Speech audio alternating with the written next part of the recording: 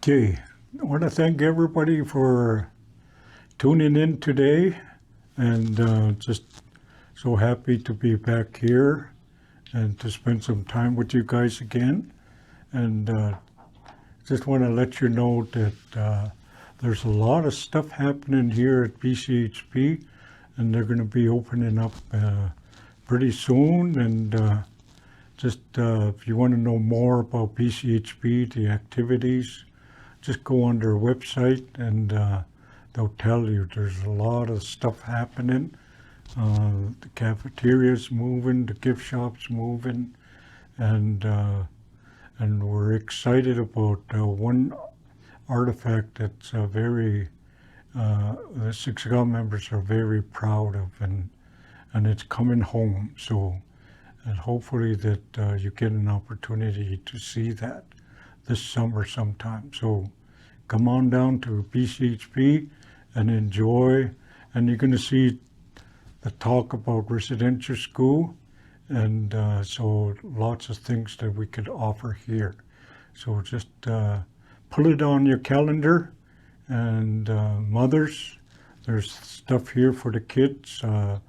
There's, if they want to eat, there's a place for them to eat, and I'm sure they'll really enjoy not only the building, the stories, but to walk around here and stuff like that. So we're very proud of it. So come on this summer.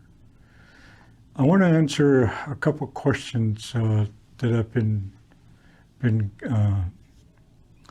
given to me numerous times when we talked about residential school. Residential school, no doubt, it's a heavy subject, and all the things that took place and is still happening today, and there's a lot of trigger moments with a lot of survivors, and no doubt it's something that we will continue to live with it and continue to work in our own lives to deal with some of the heavy stuff that took place when we were young, and those things will be there, and thankfully we have professional counselors available. From time to time, there's numbers that show up when you see on TV those people that require professional counseling or somebody to talk to about what they went through in residential school. And so it's a heavy subject, and so the question that's been asked to me is that, how do you keep going? I said, first of all, I like to remind people that it was almost forgotten about the residential school era. But thankfully there were people, the survivors mainly, that continued to push about what's happening and what took place at the residential school that they went to. And the stories had to be told. And it was very raw and very real. And so the people that told those stories, some of them were still around, still alive, and a lot of them have gone. I'm 70 years old, and so there was a lot of people that older than me that are no longer with me. They all went to residential school. My older brothers and sisters went to residential school, and they're all older than me. And so they experienced what happened in residential school. So there's still some of us alive, so the stories have to be told. And so that's why we keep going. And it's hard. There are things that need to be told. And the thing about it too, you have to remember, is that majority of Canadians, majority of Albertans, majority of people out there never heard about residential school. How it started, why were they built, who built those residential schools, who put those people into residential schools to staff it and so forth.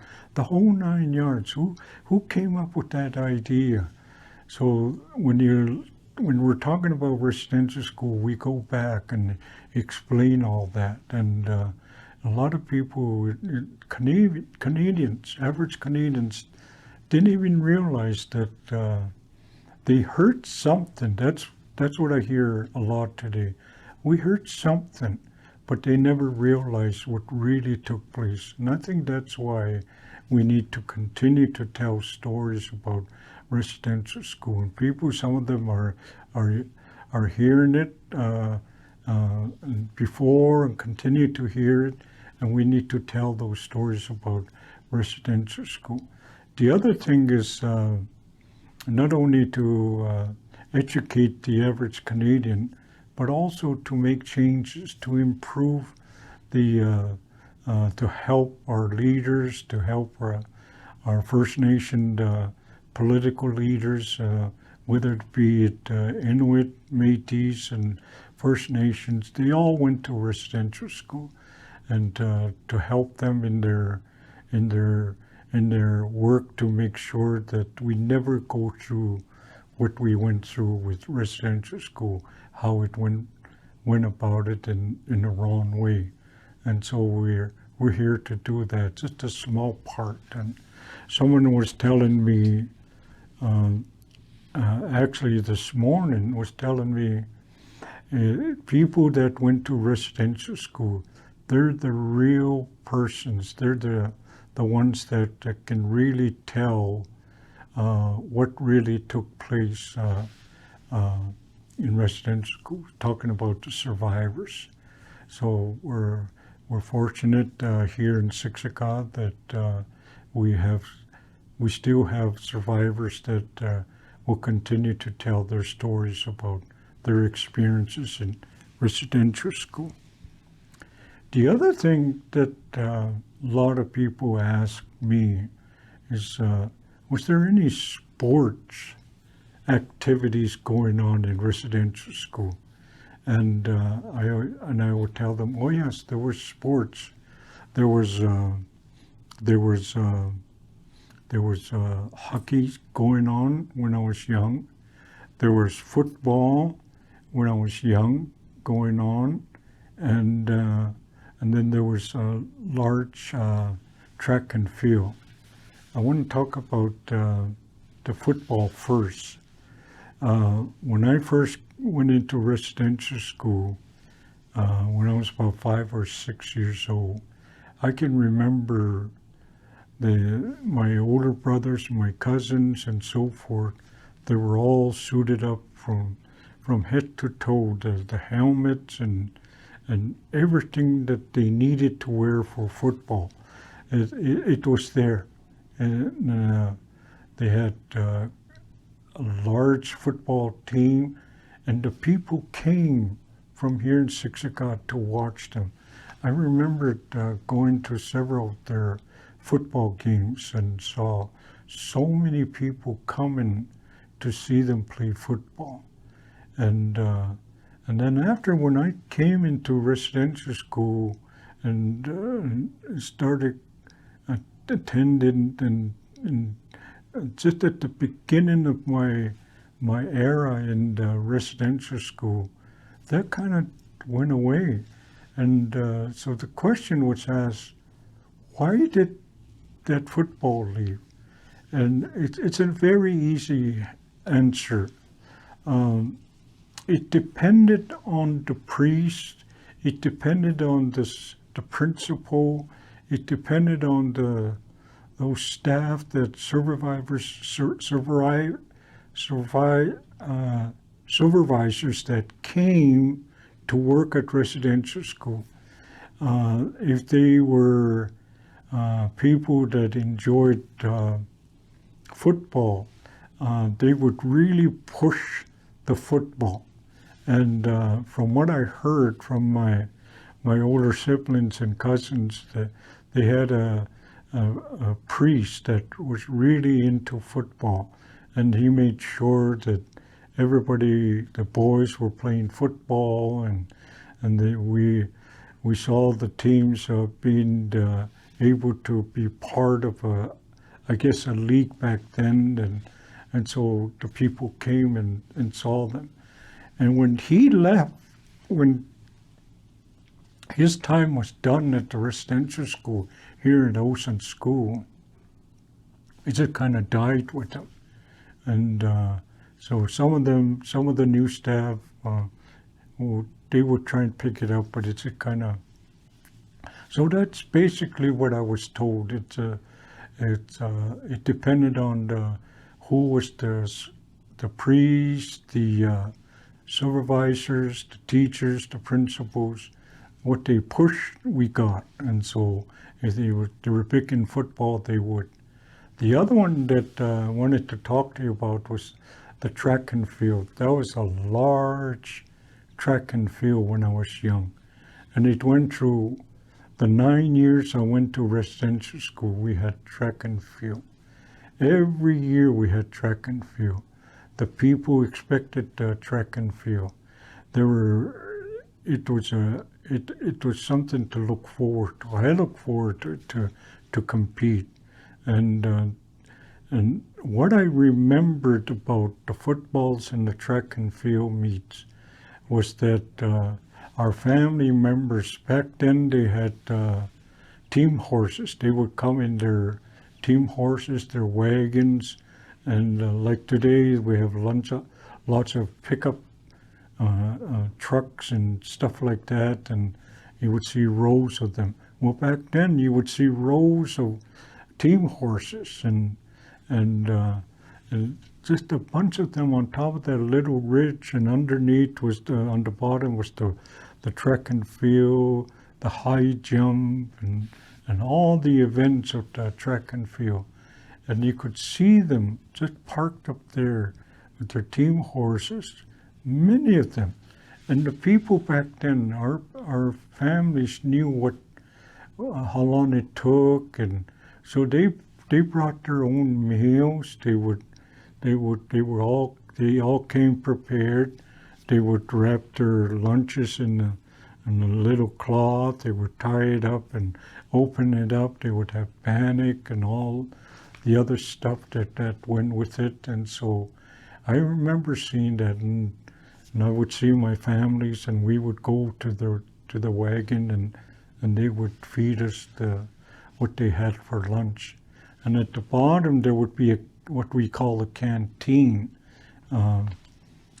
That's a concession stand, and they would sell pop, refreshments, and so forth. But it was huge. It was a huge event, and we would compete against each other, and then there would be other schools that would be invited. There was 2 residential schools here in Siksika.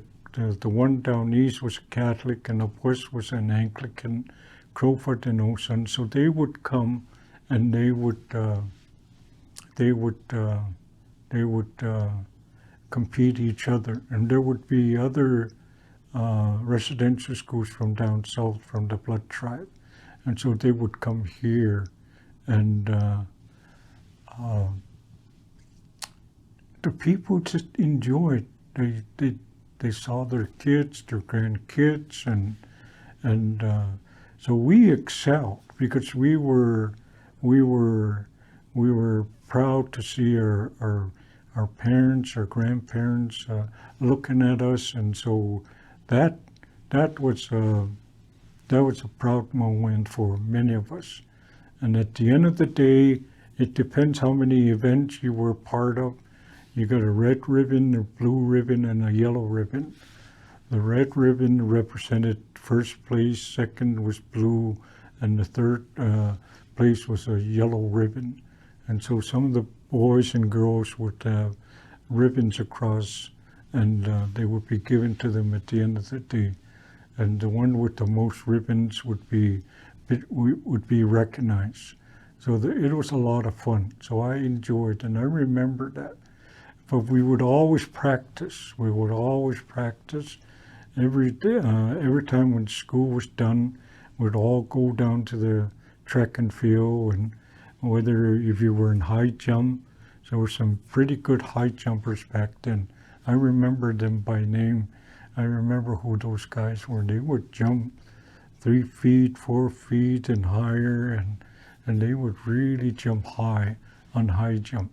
And then there would be the shot put and the discus and so forth, and pole vault was involved, and so all these events you see on TV on track and field, we had those. And then I remembered one year there was a group from Loman, Milo, in that part. A bunch of white kids came with their families, and we competed against them. And some of those guys were fast, and we were intimidated when we saw them run in, and then we encouraged ourselves. The guy said, "You can do it, you can beat them, don't worry about it, you can beat them." And so our families were on the line, the school was on the line, and so forth. And so we went out there, we ran as fast as we can, and we did very well. I remember that year we did very well with, in some places they were just too fast for us, but we ended up with good share of the ribbons at the end of the day. So that kind of stuff took place, and so we enjoyed that. The other thing was hockey, and back then we didn't have artificial ice like what people have today. We have an outdoor rink, and we would look and with great anticipation when the maintenance workers would prepare the ice. They would take a long hose from the building into the outdoor rink, and when we saw them doing that, we were all excited. We knew what that was all about, and so hockey season was going to start, and fortunately, every staff that came to our school, residential school, they were into hockey. The priests, the supervisors, the principals, the teachers, they were all into hockey. So we had some pretty good hockey players back then, and a good hockey team. And we would compete against the town of Gleason, down of Clooney, Pisano, and surrounding areas here. And some of the guys excelled very well. I remember that. We got word one day that they were coming to select, I think it was that one year, I remember 5 guys. They were coming to select 5 guys, and so we were so happy that they were coming, and they were going to announce to the guys who were selected.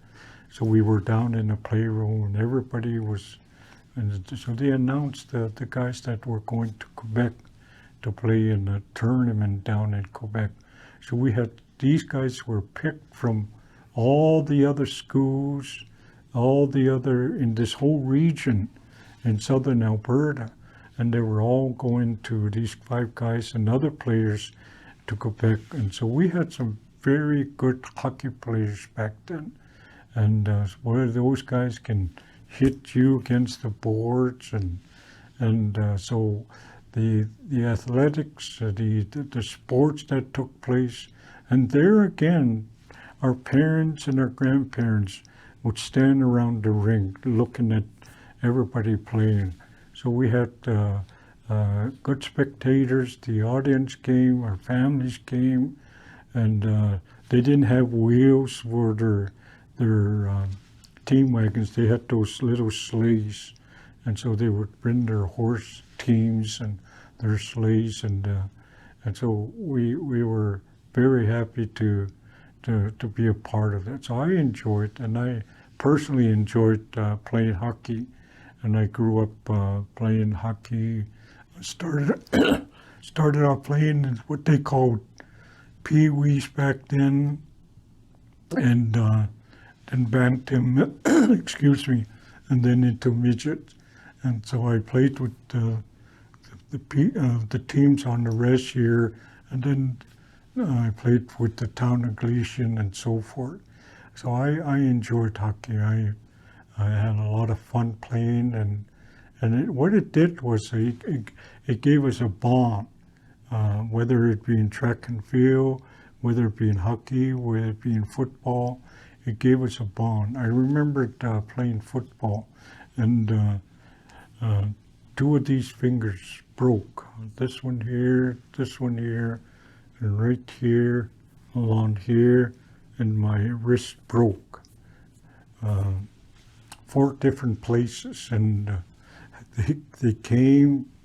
Somebody got me, and I got down, and somehow I was holding the football, and they all jumped on me, and I just heard a snap, and didn't feel it right away. But when I got up, I told my friend, I said, I think I got hurt.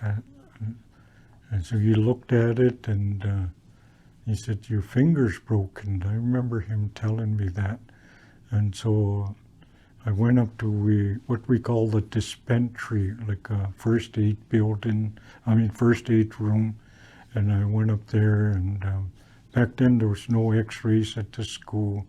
So they took me into town to the old Indian hospital, and that's where they put a cast on my hand. And so, but I remember when I got injured, the boys came and they supported me. They were, you're gonna be okay. It's all right. It won't hurt long. Stuff like that. And so we supported each other that way, whether it be football, whether it be hockey, and you can do well. And then when you didn't have one of your equipment was missing, and back then it was hard to get hockey equipment, skates, and so forth, hockey sticks. We would all support each other. If one guy needed this, we were there. We would dig in their bags to make sure that they were all prepared. So that's how we made it. And so it became a bond. It helped us. So just a little bit about the hockey thing. And one of the things that I do remember too was that they would have at the winter time, before Christmas break, they would have what they called a Christmas concert, and they still have that today. And we had those back then, and it was an old tin hall, the Silver Hall, and people would come from all over again in the sleighs and their horse teams, and then in there it would be just packed with our families. If the chairs were full, they would sit on the floor. Back then, people were used to it. They would come in, they would just put a blanket down, they would sit down, and they would watch what was going on. So a lot of stuff like that took place. And then the different classes would perform for our parents and our grandparents and so forth. And I remember those times. Those were, it was a time where we supported each other. And yes, there were difficult moments, but there were times where we rallied around each other to support each other in a good way. So I just wanted to share that little bit about some of the stuff that took place in residential school, and hopefully that would answer those 2 questions about the residential school being hard. Yes, it's hard. And was there any sports? Yes, there were sports. So thank you, and enjoy your day. Once again, if you get an opportunity, I'd like to encourage you to come to PCHP. Thank you. Till next week.